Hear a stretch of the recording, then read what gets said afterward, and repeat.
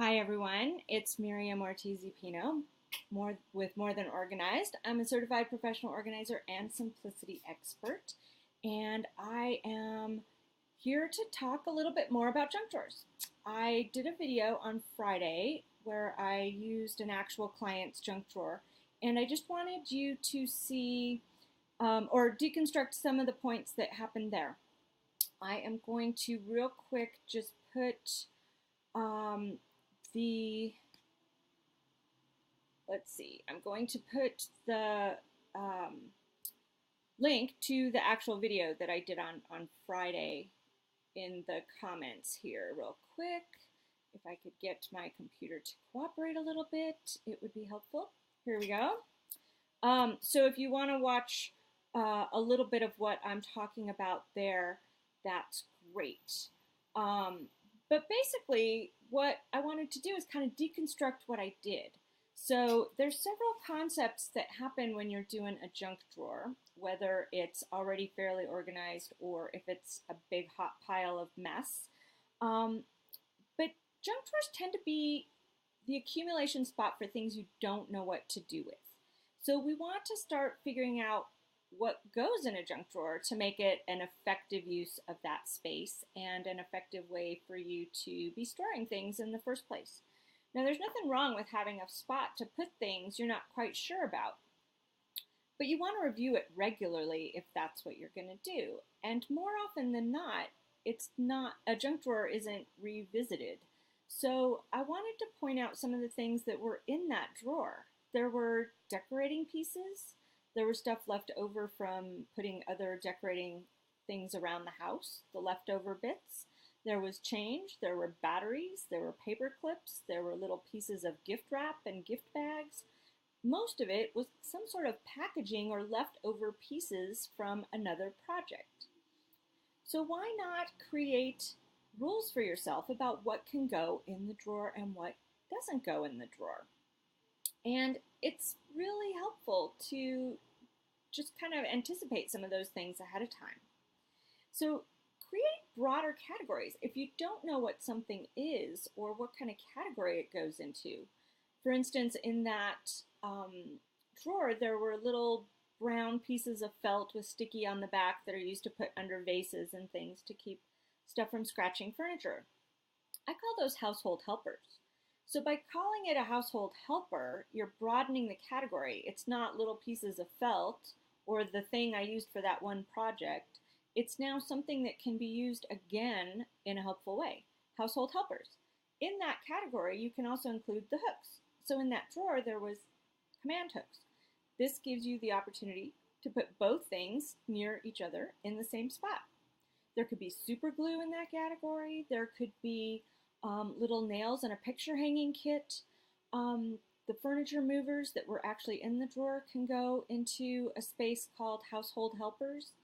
And sometimes if you just carry a little kit along with you, a little box, I use like a little, I should have brought mine with me. I have a little plastic like pencil box that I keep all my household helpers in. So it's all in one little plastic box that you can use to gather all that stuff within the drawer. The other thing I really like to use is things that I like anyway. I like the design of, the look of, and don't have to worry about it fitting exactly. It can accommodate various things. So I'm just grabbing my pencil drawer here. It's not actually a junk drawer, but it's the closest thing I have, and I organize it the same way I would do a junk drawer. So, for instance, I have all of my paper clips and things in this tray. It's actually the lid from a cool little metal tin I have, and I have a whole bunch. They're a matching set, and I had an extra, and so I put it in here for the different things, and then I can put them by size. So I have a little cup with my binder clips, and I have my paper clips in another one of the tins, and it can sit there, but I like the look of the tins. And then I use the lids for the tins for a different size paper clip. And yes, I sort my paper clips by size, because when you're in a hurry and you're trying to grab one, that's fun. I'm in New Mexico, so I have one rubber band because our rubber bands get eaten by the dryness. But you can see there's just a couple little things that are between the spots because eventually, even when I'm in a hurry, they get mixed up a little bit. And so the other part of junk drawer is that it's going to get mixed up a lot. It's used, it's dumped in, and every once in a while you just need to go through and resort it. So you just take a moment and you pick up the small binder clips go there, and the paper clips go there, and the fancy paper clips go in this drawer. And then I have some picture frame parts here because it's for the frame I use for the signage when I do events. So those are there. But see how I use the little things I like anyway to create the sections in the drawer? And then as you put the sections into a drawer, it also creates the space between the containers in the drawer. I like to use things I already liked. That way the things like the tape can go next to it and the whiteout can go next to it in the space created between the spots. And the markers for the whiteboard go in the front along the slot. And then you can have the bigger things in the bottom of the tin that go there. So these are the replacement parts like ink and pencil and X-Acto blades go right in there. So it creates the sections in the drawer. So one of the other things you want to think about when doing a junk drawer is those categories. You know, the broader the category, the better. So for instance, I mentioned, let me just put the drawer away so it's not in the way. It goes right back in the spot. So the thing about categories is sometimes it can be different categories. You can look at it different ways depending on what your needs are. So I mentioned you could keep super glue in the household helpers portion of your drawer, but you could also create a spot just for adhesives that could include tape of several different kinds and glues of several different kinds, even staples and paper clips if you called it fasteners. So think about what you need your items for, what kinds of things, and then create the category from that. Sorting is an art as much as it is a skill, so you can practice. Think about if you had a bunch of crayons, a bunch of markers, and a bunch of color pencils all in the same drawer and you needed to sort them. Would you sort them by color, by medium, by size? What would you do? There's no right answer. It's going to be up to you, but be consistent when you decide on something of how you're going to sort. That way you're more sure of where to put it.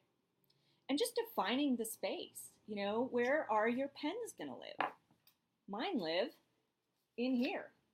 It's actually a flower pot, a tin flower pot that I really liked. I put flower arranging rocks in the bottom because it's a little deep. So there's rocks in the bottom to prop them up. But I have one of each kind of pen I use in here, and the backups are in the drawer under the drawer I just showed you. So it's pens, but there's in use and there's backup pens, not lots of pens all in the same place. So think about what your categories are, define the drawer, and use things you love to contain them within the drawer.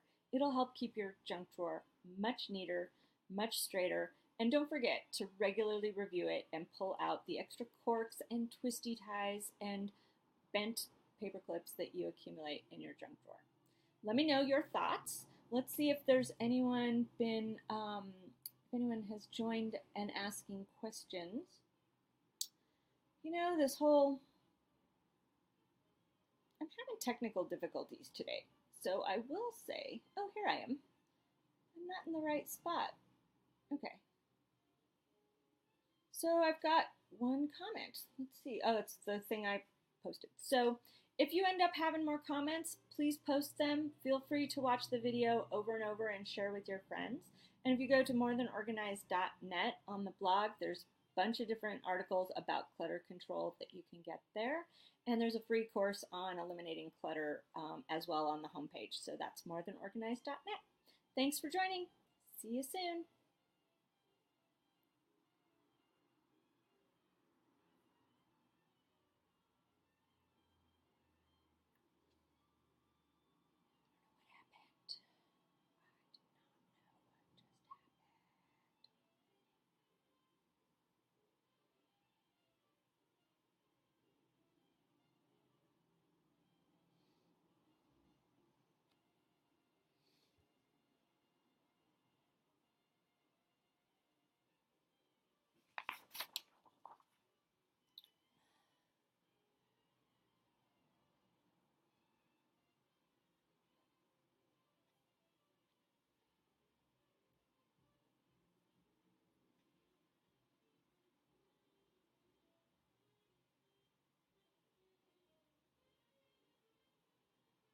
Am I still on? Why am I still on?